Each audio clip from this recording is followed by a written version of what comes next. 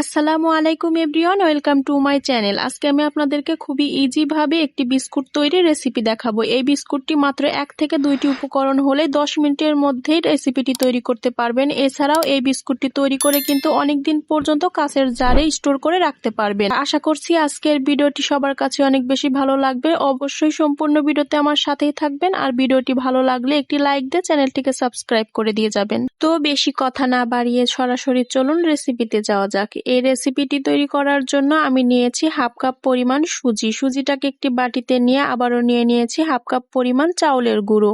এখানে কিন্তু আপনারা চাউলের গুঁড়োর পরিবর্তে আটা বা ময়দাও ব্যবহার করতে পারেন। সুজি এবং চাউলের গুঁড়োটা হাত দিয়ে ভালোভাবে মিশিয়ে নিয়ে একটি ব্লেন্ডারে নিয়েছি ভালোভাবে ব্লেন্ডার করার জন্য।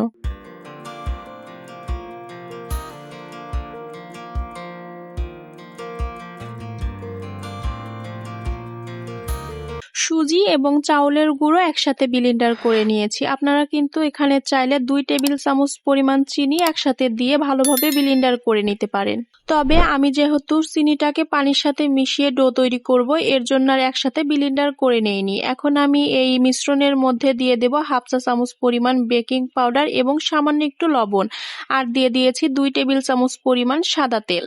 আপনারা চাইলে এখানে ঘি অথবা বাটার গলিয়েও কিন্তু ব্যবহার করতে পারেন।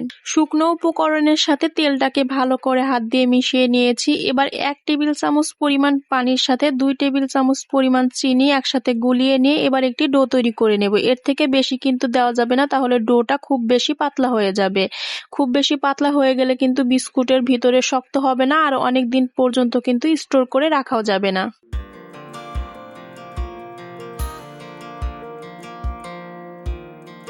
একটি ডো তৈরি করে নিয়েছি। ডোটা যদি এরকম নরম হয় কিছু সময় রেখে দেবেন, কিছু সময় পরে কিন্তু আপনা আপনি অনেকটাই শক্ত হয়ে যাবে। আর যদি শক্ত না হয় তাহলে কিছুটা চাউলের গুঁড়ো অথবা ময়দা দিয়ে একটু শক্ত করে নেবেন। দেখতেই পাচ্ছেন আমার ডোটা কতটা শক্ত হয়েছে। আর এর মধ্যে আমি একটু স্বাদটা বাড়ার জন্য 100 গ্রাম পরিমাণ বাদাম অ্যাড করে দিয়েছি।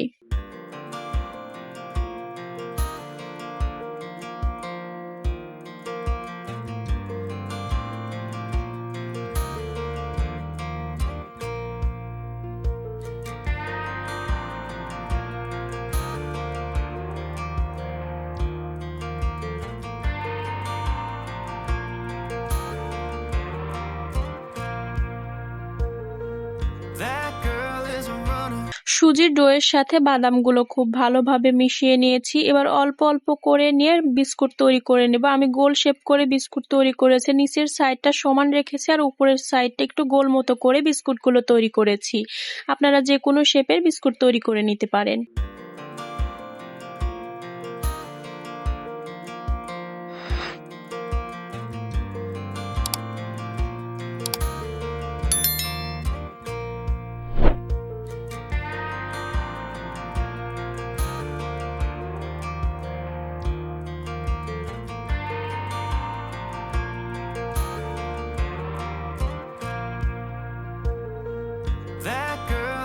সবগুলো বিস্কুট একইভাবে তৈরি করে নিয়েছি। দেখতেই পাচ্ছেন বিস্কুটগুলো কতটা সুন্দর দেখাচ্ছে। এখন আমি বিস্কুটগুলোকে তেলে ভেজে নেব। তা আপনারা চাইলে কিন্তু এগুলো ওভেনেও বেক করতে পারেন। এবার বিস্কুটগুলো ভাজার জন্য কড়াইতে প্রথমে অল্প একটু তেল দিয়ে তেলটাকে খুব ভালো করে গরম করে নেব। তেলটা যখন খুব ভালোভাবে গরম হয়ে যাবে, ফুটতে শুরু করবে, এর মধ্যে ঠান্ডা তেল অ্যাড করে দেব। এতে করে বিস্কুটটা যখন তেলের মধ্যে ছেড়ে দেব, তেলটা খুব বেশি গরম না থাকার কারণে উপরটা খুব দ্রুত কালার আসবে না, আর কড়াইটা অনেক বেশি গরম থাকায় নিচে লেগে যাবে না। বিস্কুটগুলো তেলে ছেড়ে দেওয়ার সাথে সাথে উল্টে দিতে যাবেন না, এতে করে বিস্কুটগুলো ভেঙে যেতে পারে। যখন বিস্কুটের নিচের অংশটা ভালোভাবে ড্রাই হয়ে যাবে, এরপরে উল্টে দিতে হবে।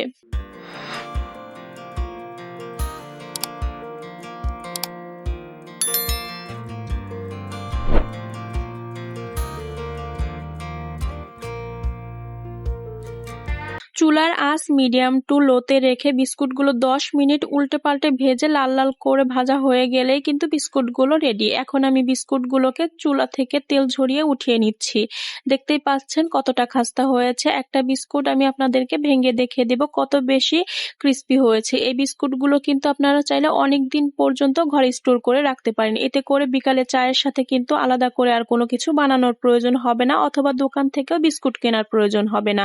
আশা করছি আজকে আজকের ভিডিওটা অনেক বেশি হেল্পফুল হয়েছে। যদি ভিডিওটি ভালো লাগে অবশ্যই কিন্তু ভিডিওতে একটি লাইক দিয়ে চ্যানেলটিকে সাবস্ক্রাইব করে দিয়ে যাবেন এবং এরকম ইউনিক ভিডিও আরো পাওয়ার জন্য অল নোটিফিকেশন অন করে দিয়ে যাবেন, যেন পরবর্তীতে ভিডিও ছাড়ার সাথে সাথে সবার আগে আপনার কাছে পৌঁছায়। আর ভিডিওটি কেমন লাগলো অবশ্যই কমেন্ট করে জানিয়ে যাবেন। আজকের মতো এখানেই ভিডিও শেষ করছি। সকলেই ভালো থাকবেন, সুস্থ থাকবেন। আসসালামু আলাইকুম।